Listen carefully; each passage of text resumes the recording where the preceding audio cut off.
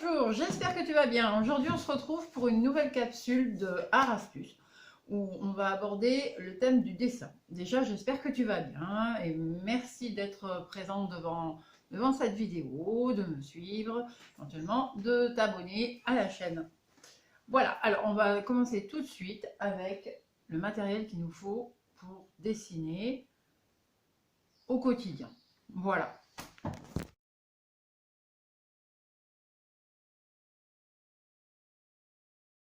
Dessiner au niveau du support, tu as plusieurs possibilités. Déjà, pour faire une esquisse, tu as des petits carnets, tout petits façon A5, petite feuille blanche, avec un petit grammage, et ou du A5, ça c'est A6, ça c'est A5. Tu en as des plus grands formats 24-32, tu en as aussi en format A3, c'est-à-dire 29,7 par 42 cm, tout ça, avec différents grammages. C'est-à-dire que le papier, il a une épaisseur au mètre carré qui, selon la nature de ce qu'il va recevoir. Si c'est du crayon, du feutre, il sera moins épais que si c'est par exemple de l'aquarelle où il va falloir vraiment un grammage très important pour absorber l'eau, voilà, pour contenir. Tu as aussi du papier dessin noir, du papier dessin blanc, des blocs spécial feutre, des blocs façon A3, je l'ai dit, pour le dessin en crayon, au feutre, le dessin technique. Voilà, ça c'est au niveau du support pour dessiner. Alors tu vas me dire, oui, mais devant ma feuille blanche, je fais comment pour dessiner? Eh bien, il va te falloir d'autres matériels. Il va te falloir des crayons. Donc des crayons à papier. Un crayon à papier que tu as normalement pour l'école, le HB. Et un autre qui va être avec une mine beaucoup plus tendre. En fait, le 2B. Voilà, ça c'est vraiment le minimum pour dessiner. Après, bien sûr, il va te falloir une gomme blanche pour le dessin. En fait, elle se saigne vite, ça c'est sûr. Mais elle gomme beaucoup mieux en fait qu'une gomme comme ceci. Celle-là, c'est pas génial pour le vrai dessin. Ça salit la feuille généralement plus qu'autre chose. Donc il vaut mieux une gomme blanche ou une gomme mie de pain. Voilà.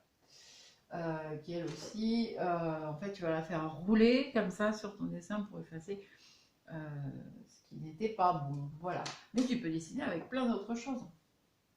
Tu peux dessiner avec des stylos de couleur. Tu peux griffonner avec des stylos de couleur. J'en ai quelques-uns. On trouve des assortiments par 12, des feutres, bien entendu. Des crayons de couleur que je n'ai pas là, mais des crayons de couleur de toutes les couleurs, pareil. Des marqueurs fluo, des marqueurs acryliques aussi. Il y a d'autres marqueurs aussi qui sont feutres. Avec quoi tu peux dessiner? Tu peux dessiner avec des crayons pastel, sépia, différentes tonalités. Alors ça c'est un papier spécial par contre. Ça, j'en reparlerai dans une autre vidéo. Pour faire du dessin pur, tu as du fusain. Alors celui-là, il est énorme, mais sinon, tu peux avoir du fusain beaucoup plus fin. Ensuite, tu peux faire avec de l'encre. Et donc, une plume spéciale, voilà, ou des calames. Mais ça, je ferai aussi une autre vidéo. Et il te faut bien sûr un taille-crayon digne de ce nom. Ou si tu as l'âge de t'en servir, un cutter pour affiner la mine. Voilà, donc ça c'était au niveau des crayons.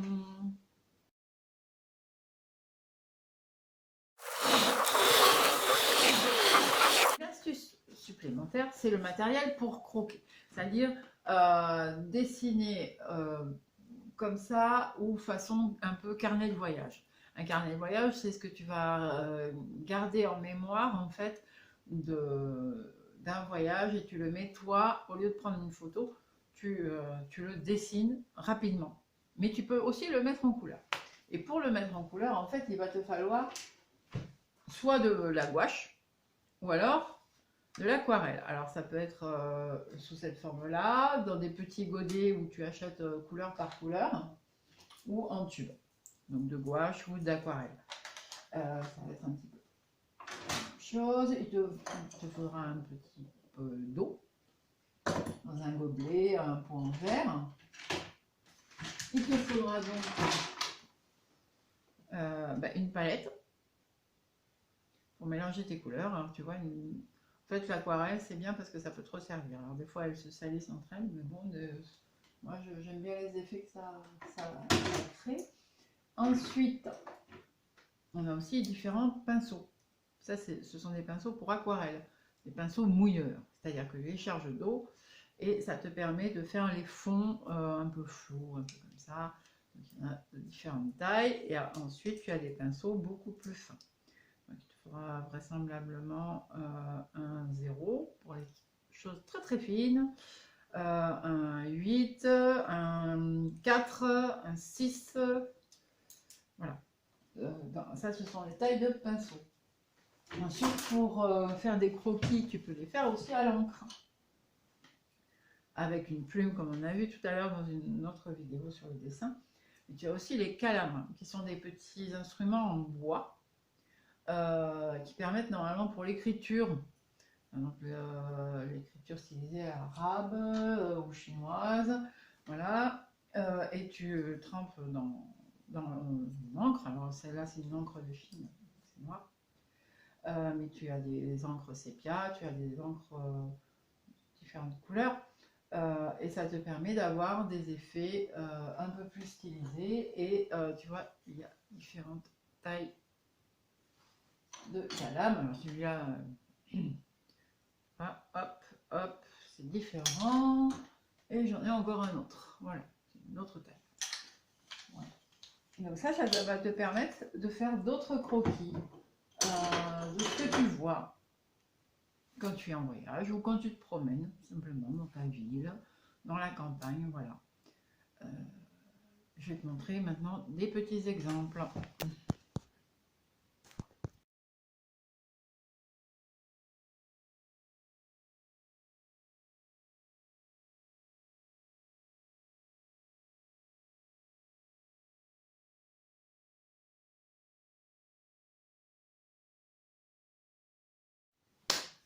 pour dessiner, comment vas-tu t'y prendre? Déjà, il faut tenir son crayon différemment de la façon dont tu t'en sers pour écrire à l'école. Pour écrire, tu es comme ça. Là, en fait, tu vas le tenir un petit peu plus loin, en fait, ton doigt. De façon à ce que tu dessines plus librement, finalement, sans salir la page. Et ton geste va être beaucoup plus large. C'est pas quelque chose de précis comme des lettres. C'est totalement différent. Il faut voir ça différemment. Donc tu vas le tenir à 3,5 et tu vas voir qu'en fait, quand tu vas dessiner, tu vas te servir de ta main et de ton doigt sur le crayon pour prendre des mesures, pour représenter ce que tu vois quand c'est quelque chose de figuratif, bien entendu. C'est-à-dire qu'il représente quelque chose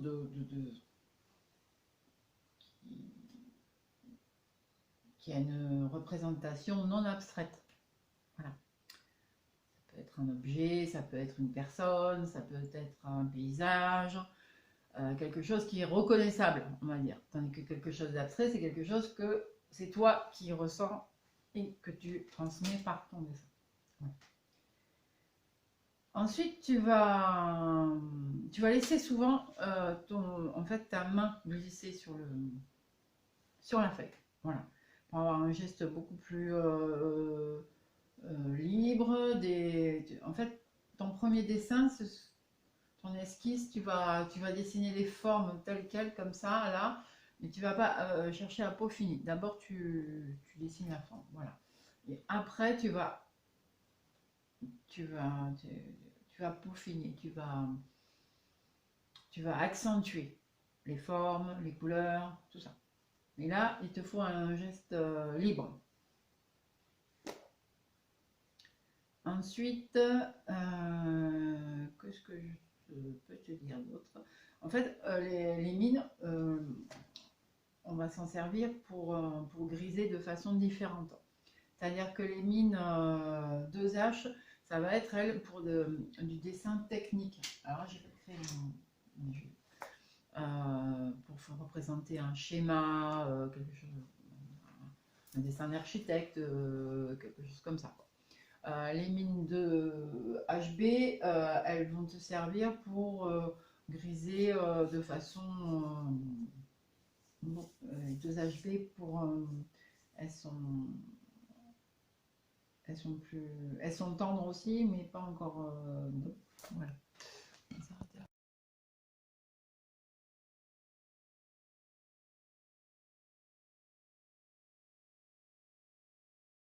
J'ai 3 règles d'or pour bien dessiner. Ben, en fait, elles sont très simples. La première, c'est d'observer. Si tu veux dessiner quelque chose de réaliste, de figuratif, Marine, tu vas observer déjà ce que tu veux représenter. C'est-à-dire que tu vas ressentir ses volumes, sa forme, ses formes, sa taille. Est-ce que c'est arrondi? Est-ce que c'est lisse? Est-ce que c'est allongé? Est-ce que c'est poreux? Les ombres. Tu vas tout observer pour vraiment t'en imprégner, pour l'avoir tellement en toi que tu vas pouvoir effectivement le dessiner. Mais il faut observer. Le deuxième point, c'est de mémoriser. En fait, tu ne vas pas mémoriser et en même temps, tu vas continuer à regarder ce que tu vas représenter, mais en fait, tu ne vas pas regarder ta feuille ou ton support. Tu vas regarder ce que tu représentes. Tiens ton crayon, et mettons là, j'ai un pichet, une carafe, et je vais regarder ma carafe, mais je ne regarde pas ma feuille. Et je tiens mon crayon comme ceci. Voilà, sur ma feuille. Alors, j'ai pas assez de chevalet, mais voilà. Tu regardes ta carafe, tu dessines là une ellipse, hop, comme ça, hop, et hop. Voilà. Je le fais de mémoire. Je n'ai pas la mémoire visuelle sur ma feuille, j'ai la mémoire. Je regarde véritablement ce que je veux dessiner. Donc ça, c'est le deuxième point. Et le troisième, ben, en fait, c'est d'appliquer. C'est de mettre tous les jours, de dessiner, de griffonner, de croquer. De croquer, ça veut dire dessiner très vite. Voilà. J'espère que cette petite capsule t'a permis déjà de comprendre certaines petites choses, voilà, de réunir tout ton matériel. Et on se retrouve très vite pour une nouvelle vidéo. Bye bye!